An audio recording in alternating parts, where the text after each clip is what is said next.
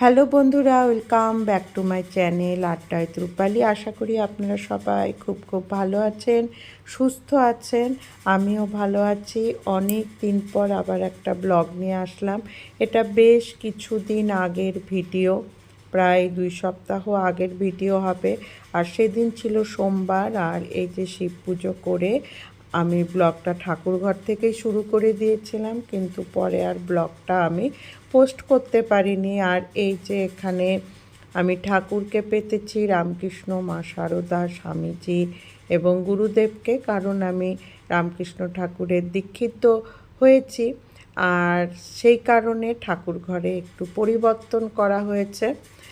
তো বন্ধুরা, নানা কারণে আমি ব্লগ দিতে পারিনি, ভিডিও দিতে পারিনি কোনো প্রকার। তো আবার আজকের থেকে শুরু করলাম। আশা করি আপনারা আমার পাশে থাকবেন। আর এখানে মুগ ডাল বসেছি, আজকে সোমবার, নিরামিষ। তো নিরামিষ রান্নাবান্নাই হবে। তো রান্না বসিয়ে দিয়েছি, আর দেখি কি করি। আর এই যে এখানে কিছু পটল নিয়েছি, পটলের দোলমা করব ভাবছি। যদিও হাতে খুব সময় কম, তবুও খুব ইচ্ছে করছে। দেখি, পটলের দোলমা করব, এগুলো করতে সময় লাগে। তো ঠিক আছে বন্ধুরা, সাথে থাকুন আর ব্লগটা দেখতে থাকুন। আর এই যে আমি এখন পটলের খোসা ছাড়িয়ে নিচ্ছি। তো ভেবেছিলাম যে পটলের দোলমাটা আপনাদের সাথে শেয়ার করব, আর সেই কারণে ভিডিওটা করেছিলাম। আর এই যে পটলের খোসা কিন্তু আমি সম্পূর্ণ ছাড়াইনি, কিছু কিছু রেখে দিয়েছি। আর পটলের দুই প্রান্তে একদিকে অল্প করে কেটেছি, আর একদিকে বেশি করে কাটা হয়েছে। এইভাবেই পটলগুলোকে কেটে নিতে হবে। তারপরে এই যে আমার সমস্ত পটল এইভাবে কাটা হয়ে গেল। আর এই যে দেখতেই পাচ্ছেন পটলগুলো কাটা হয়ে গিয়েছে। আর এই যে দেখুন, পটলগুলোর আমি ঠিক এইভাবে কেটেছি। একদিকে ছোট করে কেটেছি, আর একদিকে বড় করে কেটেছি। আর সেই বড় দিকটাতেই আমি চামচ ঢুকিয়ে নিয়ে সমস্ত বীজগুলো বের করে নিচ্ছি। ঠিক এইভাবে ঘুরিয়ে ঘুরিয়ে বীজগুলো বের করব। আর এই পটলগুলোতে না খুব একটা বীজ ছিল না, যার ফলে অতটা অসুবিধা হয়নি। কয়েকটা, একটা দুটো পটলে বেশ অনেকটা করে বীজ ছিল, কিন্তু বেশিরভাগ পটলগুলোই কচি ছিল, সেরকম বীজ ছিল না। এগুলো করতে সময় লাগে, কিন্তু খেতে খুব ভালো লাগে। আমার হাতে খুব সময় কম ছিল, কিন্তু হঠাৎ করেই মনে হলো যে পটলের দোলমা করি। সোমবারে নিরামিষ রান্নার দিন একটু যদি নিত্য নতুন রান্না করা হয়, খুব ভালো লাগে। আর এই যে সমস্ত বীজগুলো বের করে নিয়েছি, তবে আমি এই বীজগুলোকে কিন্তু ফেলে দিব না, এগুলোকে আমি বেটে নিব পুরের জন্য। আর এই যে দেখুন, আমার সমস্ত পটলের ভিতর থেকে বীজ বের করা হয়ে গিয়েছে। আর এই যে আমি শিলপাটার মধ্যে পটলের বীজগুলো নিয়ে নিয়েছি, তার সাথে আমি আদা আর কাঁচা লঙ্কাও নিয়েছি, একবারে বেটে নিব দেখে। আর এই দিকে এখন আমি কড়াইতে তেল দিয়ে দিলাম, তেলের মধ্যে সামান্য একটু হলুদ আর লবণ দিচ্ছি।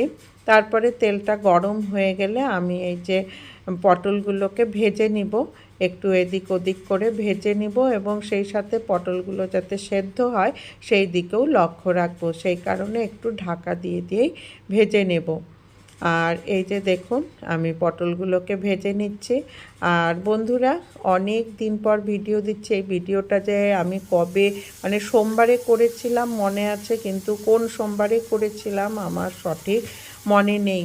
নানা কারণে, শারীরিক তারপরে কারণ তো ছিলই, তাছাড়াও আরও ঘরেও কিছু সমস্যা ছিল, যেই কারণে আমি ভিডিও দিতে পারিনি। ভিডিও করেছি, কিন্তু আপলোড করার সময় পাইনি। আর এই যে আমার পটলগুলো ভাজা হয়ে গেল। তো এখন শরীরটা মোটামুটি অনেকটাই ভালো আছে, দেখা যাক কি হয়। আমি তো ভেবেছিলাম বুঝি আর আমি ইউটিউব করতেই পারবো না, কারণ এক এক সময় এমন সমস্যা হচ্ছে, মানে যার ফলে অনেক দিন ধরে ভিডিও করতে পারি না। আর এইভাবে তো ইউটিউব চলে না, না রেগুলারিটি মেনটেন করতে লাগে। আর এই যে আমি কড়াইতে তেল দিয়ে তার মধ্যে আমি কালো জিরা ফোড়ন দিয়ে দিলাম। আর এই যে আমি যে পটলের বীজগুলো বেটে রেখেছিলাম, সেই পটলের বীজটা দিয়ে দিলাম। তার মধ্যে আমি কিছুটা ছানা দিয়ে দিচ্ছি, এটা ঘরে তৈরি করাই ছানা। ছানাটা দিয়ে দিলাম, আর দিয়ে দিলাম হচ্ছে পোস্ত আর কাঁচা লঙ্কা বাটা একসাথে বেটেছি। লাল লাল কাঁচা লঙ্কাগুলো বেটেছি, যার ফলে পোস্ত বাটাটাও লাল লাল হয়েছে। আর এই যে দিয়ে দিলাম হচ্ছে কিছু জিরের গুঁড়া, আর দিয়ে দিলাম ধনে গুঁড়ো, আর দিয়ে দিব হচ্ছে লবণ, চিনি স্বাদ মতো তো দিবই, আর সামান্য একটু হলুদও দিয়ে দিলাম। আর দিব হচ্ছে সামান্য পরিমাণ একটু হিং, এতে ভালো লাগবে খেতে, সুন্দর একটা সেন্টও হবে।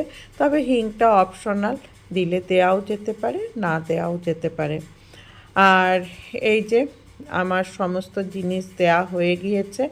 এখন আমি ভালো মতো করে নাড়াচাড়া করে বেশ শুকনো শুকনো করে পুরটা তৈরি করে নিব। যেহেতু আমি নিরামিষভাবেই পটলের দোলমাটা করব, সেই কারণে আমি ছানা, পোস্ত এগুলো ব্যবহার করেছি। আমিষভাবে করলে কিন্তু চিংড়ি মাছ দিয়েও করা যায় এবং সেটাও খেতে খুব ভালো লাগে। যেহেতু আজকে আমাদের নিরামিষ দিন, তো সেই কারণে নিরামিষ করেই করছি। আর মোটামুটি আমার পুরটা হয়ে গিয়েছে, আর শেষে একটু গরম মশলার গুঁড়ো দিয়ে দিলাম। পুরটা কিন্তু খেতে খুব সুন্দর হয়েছিল, এটা এমনি এমনি ভাতের সাথে খেতেও খুব ভালো লাগে।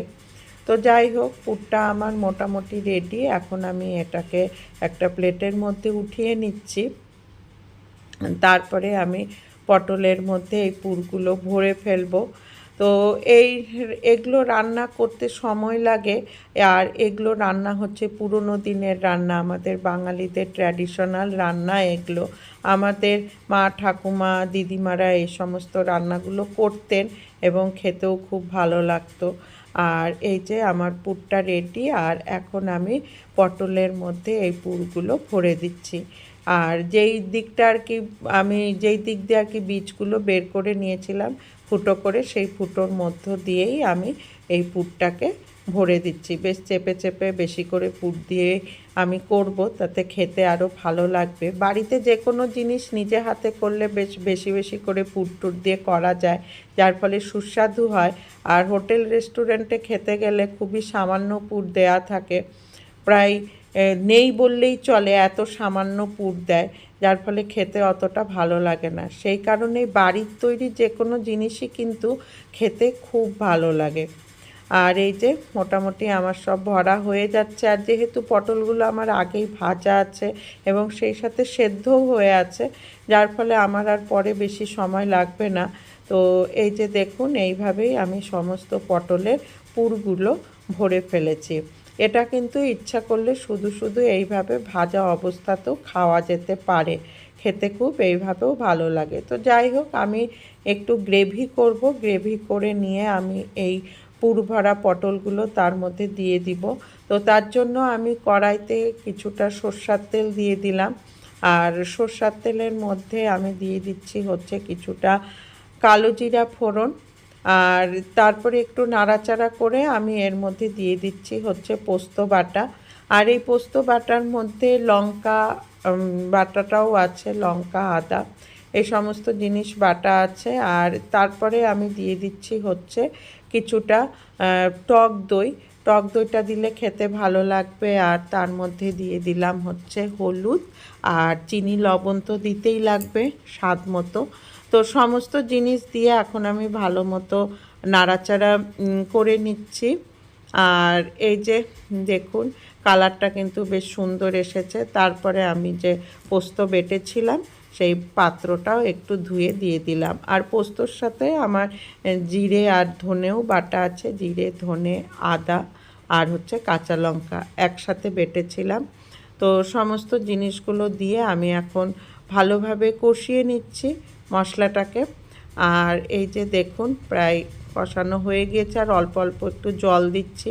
আমি খুব বেশি এটাকে পাতলা করব না, সেই কারণে আমি জল বেশি দিব না। কষানোর জন্য যেটুকু জল প্রয়োজন সেটুকুই জল দিব। আসলে পটলের দোরমাটা বেশ একটু মাখা মাখা হলেই ভালো লাগে। আর এই যে আমি এখন পুর ভরা পটলগুলো দিয়ে দিচ্ছি। ভালোভাবে গ্রেভিটা কষিয়ে নেওয়ার পর আমি এই পুর ভরা পটলগুলো দিয়ে দিলাম। আর এখন একটু কিছুক্ষণ ফুটিয়ে নিয়ে একটু নাড়াচাড়া করে নামিয়ে ফেলবো। যতটুকু সময় লাগে পটলগুলোর পুর ভরতেই সময় লাগে, তারপরে আর বাকি রান্নাটা কিন্তু খুব তাড়াতাড়ি হয়ে যায়। তো আমিষভাবে যদি করা যায় তাহলে পেঁয়াজ রসুন ব্যবহার করতে হবে। আর এই যে এখানে আমি এখন নামানোর আগে একটু কাঁচা সর্ষার তেল দিয়ে দিচ্ছি। যে কোনো পোস্ত সর্ষার রেসিপি তৈরি করতে তাতে যদি কাঁচা সর্ষার তেল শেষে দেয়া যায় তাহলে কিন্তু খেতে খুবই ভালো লাগে। আর এই যে আমার পটলের দোলমা মোটামুটি রেডি। তো আপনাদের কেমন লাগলো অবশ্যই জানাবেন। আর এখন আমি সার্ভ করে দিব। তো বন্ধুরা, খেতে কিন্তু খুবই সুন্দর হয়েছিল, আপনারাও ট্রাই করে দেখতে পারেন নিরামিষ পটলের দোলমা। তো আজকের মতো ভিডিওটি এখানেই শেষ করছি। টাটা।